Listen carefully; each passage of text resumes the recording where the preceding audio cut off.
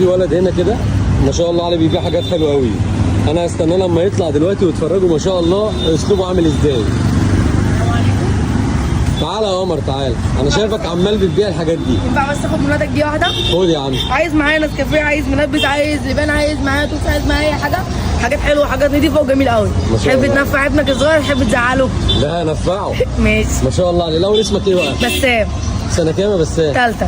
ما شاء الله. ثالثه اعدادي ولا ثالثه ايه؟ ثالثه ثانوي. انت شكلك صغير خالص على ثالثه ثانوي ما شاء الله عليك. مين بقى عمل لك المشروع ده؟ ايوه اللي عامله.